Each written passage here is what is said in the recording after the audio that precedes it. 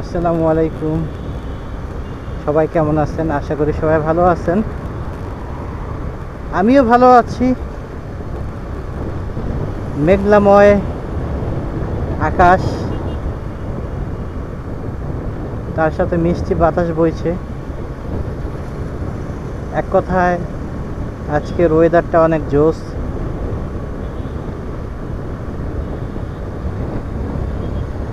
আমাদের হচ্ছে ফেসবুকে বা ইউটিউবে স্ক্রল করলে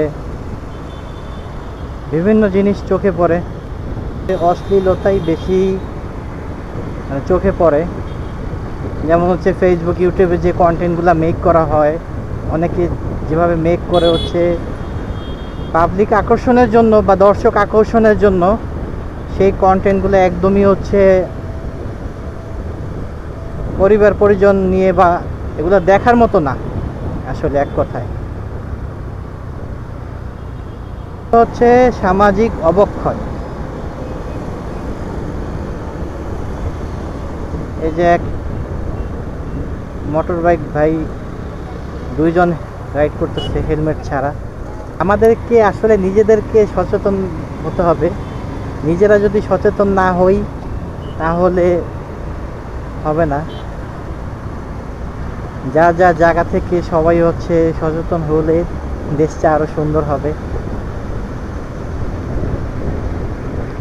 আমরা একে অন্যের দোষ নিয়ে ব্যস্ত। নিজের দোষটা যদি খোঁজার চেষ্টা করি বা খুঁজি, নিজের দোষটা দেখলে অন্যজনের দোষ পাওয়া যায় না।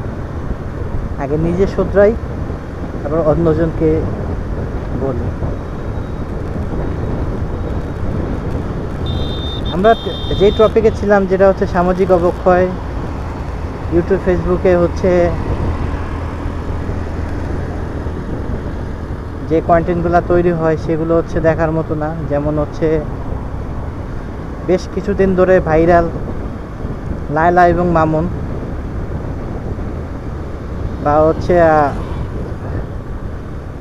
কাপল ব্লগ নামে যেগুলো ব্লগিং আছে, তারপর হচ্ছে মোটর ব্লগ নামে যেগুলো হচ্ছে কিছু কিছু ব্লগ আছে যেগুলো হচ্ছে উগ্রতা দেখানো হয় বা গতি সম্পর্কে বেশি ধারণা দেওয়া হয়। উচ্চ গতিতে মোটরসাইকেল চালানো হয়, সেগুলো আবার ভিডিও করে ছেড়ে দেওয়া হয়। এগুলো আসলে আমরা কন্টেন্ট দেখি, দেখে অনেক কিছু শিখি বা শেখার আছে। অনেকে যারা বুঝেন তারা তো বুঝেনি, আর যারা না বুঝে তারা এই সকল কন্টেন্ট দেখে উৎসাহিত হয়। সব কিছু বিবেক দিয়ে বিবেচনা করতে হবে, সব কিছু বিবেচনা করতে হবে। আসলে আমরা আবেগের বশে সব কিছুই করি, কিন্তু এগুলো আমাদের করা মোটেও উচিত না।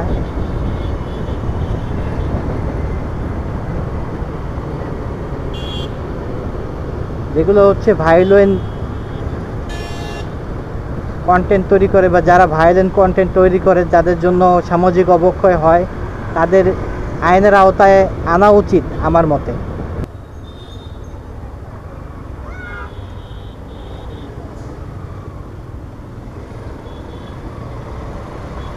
আবার আমি ভাবছি আমাকে সিগন্যাল দিছে। সমস্যা নাই, আলহামদুলিল্লাহ আমার সব কাগজ ওকে আছে। বাস্তবতা হলো অনেক কঠিন। এই কঠিন বিষয় নিয়ে আমাদের জীবনের লড়াই। গন্তব্যে চলে আসছি। সবাই ভালো থাকেন, সুস্থ থাকেন।